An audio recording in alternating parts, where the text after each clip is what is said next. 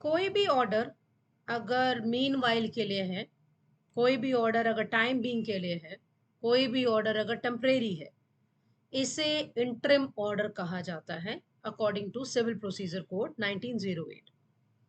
यहाँ पर हम लोग कई तरह के इंटरिम ऑर्डर्स को डिस्कस करेंगे, जो कि ऑर्डर 24, 25, 26, ऑर्डर 38, 39 एंड 40 में आता है। तो हम एक सीरियल्स में अपना इसको देखेंगे कि भी ये ऑर्डर्स जो इंटरिम ऑर्डर्स है ये लोग क्या कहते हैं। पहला यहाँ पे आ जाता है आपके पास पेमेंट इन कोड, जो कि ऑर्डर 25 बात करता है। पेमेंट इन कोड जो है यहाँ पर बेसिकली, जैसे प्लेंटिफ के पास ओपन है, अगर वो अपना केस को अबेंडन करना चाहे, उसी तरीके से यहाँ पर डिफेंडेंट के पास भी है। अगर कोई सूट जो उसके खिलाफ गया है, अगर वो डेट के लिए है या रिकवरी ऑफ मनी के लिए है, तब अगर जो डिफेंडेंट साहब हैं वो कुछ भी अमाउंट यहाँ पर कोर्ट में डिपॉजिट कर सकता है। अब हम इसको एक एग्जांपल से समझ लेते हैं। जैसे मान लीजिए ए ने बी के खिलाफ 15,000 रुपीज के लिए एक रिकवरी ऑफ सूट के लिए डाला, और बी को लगता है कि मेरा बनता तो है लेकिन 15,000 नहीं बनता, यहाँ पे ओनली 10,000 बनता है। तो इस बंदे ने क्या किया, डिफेंडेंट साहब ने पेमेंट इन कोड कर दिया, यानी कि 10,000 डिपॉजिट कर दिया। अगर आपको ध्यान हो और अगर हमने कॉन्ट्रैक्ट में पेनल्स केस पढ़ा, तो यहाँ आप इसको कोरिलेट कर सकते हैं। पेनल्स केस में भी वहां पर यही प्रोविजन था कि भी इंग्लैंड में बेसिकली वैसे तो अलाउड नहीं है, लेकिन आप उसकी जगह कोई और चीज है तो आप वो दे सकते हैं, लेकिन इंडिया में आप लेसर अमाउंट को दे सकते हैं। अब पेनल्स केस को अगर मैं ऐसे समझाऊं तो ये गलत नहीं रहेगा, जैसे कि अगर हम लोग कोई भी गाड़ी, कोई भी मकान अगर लेते हैं, तो जो हम लोग ईएमआई करते हैं, तो रादर क्या होता है, जब हम लोग वो पे आउट नहीं कर पाते, तो जो बैंक वाले होते हैं, अल्टीमेटली वो लोग क्या करते हैं, आपके पास फाइनली जब वो लोग आते हैं, वो कहते हैं भाई आप कितना दे सकते हो। जैसे मान लीजिए अगर आपका 10 लाख का लोन था, आपने अगर 4, 5, 6 एनी अमाउंट अगर कुछ पे कर दिया और कुछ बैलेंस चल रहा है और आप उसको पे नहीं कर पा रहे हो, अब तो जो बैंक वाले होते हैं जब वो फाइनली नेगोशिएशन पे आते हैं, तो वो ये कहते हैं भैया कितना दे सकते हो ताकि हम अपनी फाइल को क्लोज कर दें। आप यहाँ पर कहते हो कि भैया मैं अब बस 1 लाख या 1.5 लाख जितना कुछ भी कर लूं, मैं इतना ही दे सकता हूँ। इंडिया में ये एक्सेप्टेबल है, आप लार्जर अमाउंट के जगह लेसर अमाउंट को एक्सेप्ट कर सकते हैं, लेकिन ये चीज इंग्लैंड में नहीं है। यहाँ पर अब यही कह रहे हैं। यहाँ पर आपका 15,000 वो लेके आपके खिलाफ चल रहा था और आपको लग रहा था कि 10,000 है, यहाँ पर आपने वो 10,000 कोर्ट में जमा कर दिया। ये जो अमाउंट डिफेंडेंट साहब ने जमा किया वो प्लेंटिफ को मिल जाएगा, और जो भी इंटरेस्ट इस पैसे के ऊपर आएगा वो प्लेंटिफ को नहीं मिलेगा। ये आपका ऑर्डर 24 कहता है पेमेंट इन कोर्ट का। इसके बाद आपके पास आ जाता है सिक्योरिटी फॉर कॉस्ट, जो कि ऑर्डर 25 में दिया गया है। अगर हम सूट की बात करें तो ये ऑर्डर 25 रूल 1 में है, और अगर अपील की बात करें तो ये ऑर्डर 41 रूल 10 में दिया गया है। अब सिक्योरिटी फॉर कॉस्ट का क्या मतलब है, भाई प्लेंटिफ ने केस डालना था, प्लेंटिफ ने तो डाल दिया, लेकिन मान लो कोर्ट अगर किसी भी स्टेज पे, जब अगर सूट चल रहा है किसी भी स्टेज पे, वो प्लेंटिफ को ऑर्डर कर सकता है कि भी आप सिक्योरिटी फॉर कॉस्ट कोर्ट में जमा करो। अब सर्कमस्टांसिस क्या रहेंगे जहां कोर्ट प्लेंटिफ को कह रहा है कि आप सिक्योरिटी फॉर कॉस्ट कोर्ट में डिपॉजिट करें। मान लीजिए अगर एक सिंगल प्लेंटिफ है, वो इंडिया के बाहर रेसाइड कर रहे हैं, या काफी सारे प्लेंटिफ है वो भी बाहर ही रेसाइड कर रहे हैं, सोल प्लेंटिव या बाकी जितने भी प्लेंटिव्स हैं उनके इंडिया में कोई भी मूवेबल प्रॉपर्टी नहीं है, तब उस केस में क्या करेंगे, तब ऐसे सिचुएशन में, ताकि डिफेंडेंट ड्रैग आउट ना हो जाए, उसको बचाने के लिए कोर्ट प्लेंटिव को कहेगा भैया हम आपका केस चला तो रहे हैं, लेकिन आप सिक्योरिटी फॉर कॉस्ट कोर्ट में जमा करें। बेसिकली ये डिफेंडेंट को प्रोटेक्ट करने का प्रोविजन कहता है। इसके बाद हमारे पास आता है कमीशन, जो कि ऑर्डर 26 रूल 1 से लेके 27 तक है, सेक्शन 75 से 78 कैरी करता है। इसका मेन मकसद क्या है, आप विटनेस को एग्जामिन करने के लिए कर सकते हैं, जो कि रूल 1 से लेकर 8 तक दिया हुआ है। आप लोकल इन्वेस्टिगेशन कर सकते हैं, जो कि रूल 9 से 10 तक है। अकाउंट्स को एडजस्ट कर सकते हैं, रूल 11 से 12 तक दिया गया है। आप पार्टीशन सी कर सकते हैं, बना सकते हैं, कर सकते हैं, रूल 13 से 14 तक दिया हुआ है। आप साइंटिफिक इन्वेस्टिगेशन करा सकते हैं, रूल 10A में दिया गया है। आप मिनिस्ट्रियल एक्ट करवा सकते हैं, जो कि 10B रूल में दिया गया है। आप सेल कंडक्ट करा सकते हैं, जो कि रूल 10C में दिया गया है। कमीशन फॉरेन ट्रिब्यूनल के लिए अगर आप चाहें तो आप बकायदा उसको सिविल नेचर का आप ट्रिब्यूनल इशू करा सकते हैं फॉरेन ट्रिब्यूनल्स के लिए। ये रूल 19 से लेके रूल 22 तक दिया गया। इसके बाद एक ऐसा टॉपिक आता है जो कि ऑर्डर 38 में बात करता है, अरेस्ट बिफोर जजमेंट। हम लोगों ने जजमेंट के बाद अरेस्ट, ये चीज तो सुनी है कि कोर्ट ने जजमेंट पास कर दिया है तो भाई अब कोर्ट अरेस्ट के लिए कह रहा है, then person can be arrested. लेकिन बिफोर जजमेंट, अभी जजमेंट प्रोनाउंस भी नहीं हुआ और उससे पहले अरेस्ट हो रहा है।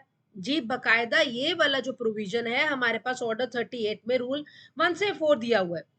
अब यहाँ पे इसके लिए डिफेंडेंट जो है उसको अरेस्ट नहीं किया जाएगा अगर वो जो ऑफिसर आए हैं उसको अरेस्ट करने के लिए, अगर वो जो भी वारंट में मनी दिया गया है अगर वो उसको एग्जीक्यूट कर देता है।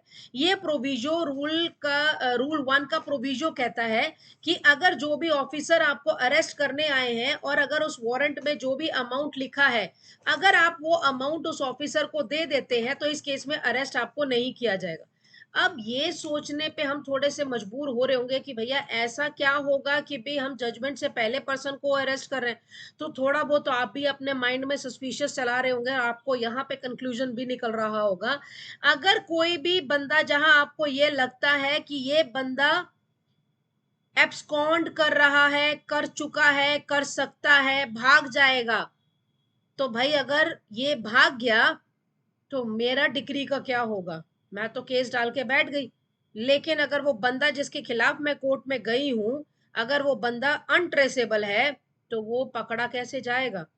उस केस में आप इसे अरेस्ट करवा सकते हैं। अब यहाँ पे जो ऑर्डर अगर पास होता है रूल 236 में ऑर्डर 38 का, ये अपीलेबल ऑर्डर है। अब यहाँ पे कहता है कि अगर आपने जो ऑर्डर पास करवाया है रूल 1 ऑर्डर 38 का, ये केस जो है वो डिसाइडेड माना जाता है। अगर ये केस डिसाइडेड है तो यहाँ पे ये रिवाइजेबल भी है। लेकिन सेक्शन 95 बड़ा मजेदार है, अगर ये ना होता तो शायद इसका हर कोई मिसयूज करता। इनसफिशिएंट ग्राउंड्स पे अगर आप किसी को अरेस्ट करते हैं, करवा रहे हैं, उसके लिए आप पे पेनल्टी 50,000 रुपीज है।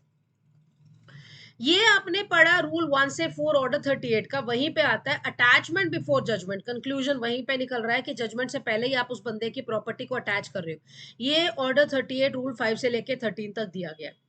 यहाँ पे सिंपल वही है, अगर वो बंदा डिस्पोज कर रहा है, कर चुका है, करने वाला है, तो उस केस में आप वो प्रॉपर्टी को अटैच करवा रहे हैं। रूल 7 कहता है कि मोड ऑफ अटैचमेंट क्या रहेगा? मोड ऑफ अटैचमेंट वही रहेगा जो कि ऑर्डर 21 में एग्जीक्यूशन के लिए दिया गया। रूल 10 कहता है कि थर्ड पार्टी का अगर कोई भी राइट उस प्रॉपर्टी में आ रहा है तो वो अफेक्ट नहीं होगा।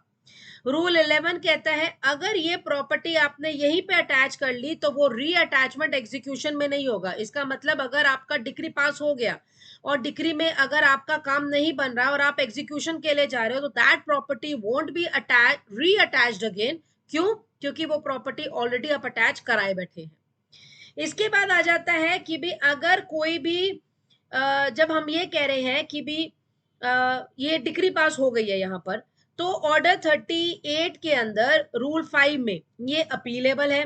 ये सेक्शन 115 में रिवाइजेबल भी है। आप इसके लिए रिवीजन में अगर जाना चाहे तो आप रिवीजन में भी जा सकते हैं। सेम यहाँ पे अगर इनसफिशिएंट ग्राउंड्स पे अगर आपने किसी की प्रॉपर्टी को अटैच करवाया है तो यहाँ पे आप पे कंपनसेशन जो जा रहा है वो 50,000 का कोर्ट जो है आप पे इम्पोज कर देगा। अब इसके बाद आता है हमारे पास नेक्स्ट इंटरिम ऑर्डर जो कि है आपका टेम्परेरी इंजंक्शन। टेम्परेरी इंजंक्शन जो सीपीसी में है वो ऑर्डर 39 रूल 1 से 5 तक है। अब इंजंक्शन का मतलब क्या है?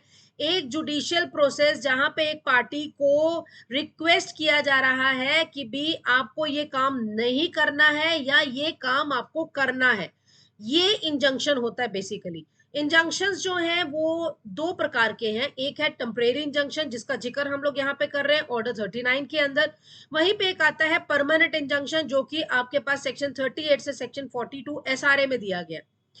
इसको इंजंक्शन को मैं एक केस से समझाऊंगी।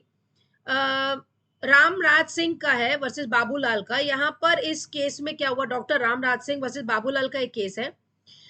एक हॉस्पिटल है और पास ही में ही एक ब्रिक ग्राइंडिंग मशीन का काम चलता है। ब्रिक ग्राइंडिंग मशीन आप ये समझ सकते हैं जैसे कि जो ईंटे की भट्टी कह लीजिए या ईंटें बनती हैं। जो ये हॉस्पिटल है, ये बेचारे सुबह दिन में आते हैं तो व्हाइट यूनिफॉर्म आते हैं, हमें पता है हमारे इंडिया में व्हाइट यूनिफॉर्म को केयर किया जाता है जो भी डॉक्टर्स वगैरह होते हैं। शाम होते होते, क्योंकि यहाँ पे ब्रिक ग्राइंडिंग मशीन साथ में चलती है, तो उसकी ग्राइंडिंग की वजह से जो डर्ट स्मोक आता था वो उड़ उड़ के व्हाइट यूनिफॉर्म को रस्टी कर देता था। सीधी सी बात है। अब ये जो हॉस्पिटल है ये इंजंक्शन के लिए तो गया ही गया है, लेकिन ये बंदे जो हैं यानी कि हॉस्पिटल वाले जो हैं, जो प्लेंटिफ थे, ये सीधा के सीधा जो गए, ये यहाँ पर गए हैं हमारे परमानेंट इंजंक्शन के लिए। टेम्परेरी इंजंक्शन के लिए भी नहीं गए, क्योंकि उनको तो फाइनली उस चीज को हटाना ही था। अब वो टेम्परेरी रिलीफ मांगते, उससे बात तो कुछ बननी नहीं थी यहाँ पे, तो उन्होंने परमानेंट इंजंक्शन कोर्ट से रिलीफ मांगा और कोर्ट ने उसको अलाउ भी कर दिया। यहाँ पे जो टेम्परेरी इंजंक्शन है, इसकी जो ग्राउंड्स आता है वो ये आता है कि अगर प्रॉपर्टी डेंजर में है, अगर आप क्रेडिटर्स को डिफ्रॉड कर रहे हो, डिफेंडेंट थ्रेटन कर रहा है कि मैं आपकी प्रॉपर्टी को डिस्पोजेस कर दूंगा, आपको हटा दूंगा यहाँ से। रूल 3 कहता है कि आपको ऑपोजिट पार्टी को नोटिस देना होगा। यहाँ पे रेस जुडिकाटा लगता है। इंजंक्शन अगर एक बार ग्रांट हुआ या रिफ्यूज हो गया, आपके ऊपर रेस जुडिकाटा लग जाएगा। इस पे अपील भी बनती है, इस पे रिवीजन भी बनती है। इंजंक्शन का ब्रीच अगर आपने किया, ये रूल 2A में दिया गया है, आपको सिविल प्रिजन में डिटेन कर दिया जाएगा, 3 महीने तक की सजा रहेगी, और अगर आपकी प्रॉपर्टी को अटैच किया जा रहा है तो वो 1 साल तक अटैचमेंट में रहेगा। इसके बाद आता है हमारे पास नेक्स्ट इंटरिम ऑर्डर जो कि बात करता है इंटरलोकेटरी ऑर्डर का। ये ऑर्डर 39 रूल 6 से 10 तक दिया हुआ है, जहां पर मूवेबल प्रॉपर्टी की सेल की बात करता है। लास्टली आ जाता है हमारे पास रिसीवर जो कि ऑर्डर 40 में दिया गया है। रिसीवर का बेसिकली काम क्या है, यहाँ पर वो रिसीवर जो कि रिसीव करता है मनी दूसरे के बिहाफ पे और वो अकाउंट्स को रेंडर करता है। ऑब्जेक्ट क्या है, प्रोटेक्ट करना, प्रिजर्व करना, मैनेज करना प्रॉपर्टी को till the pendency of the litigation. अब क्वेश्चन आता है कि ये जो पार्टीशन जो ये रिसीवर है वो कौन बंदा अपॉइंट हो सकता है। Any person who is independent, impartial, totally disinterested person, इसको रिसीवर अपॉइंट किया जा सकता है। यहां पर भी बकायदा अपील बनती है, यहां पर भी बकायदा रिवीजन बनता है। Thank you for watching.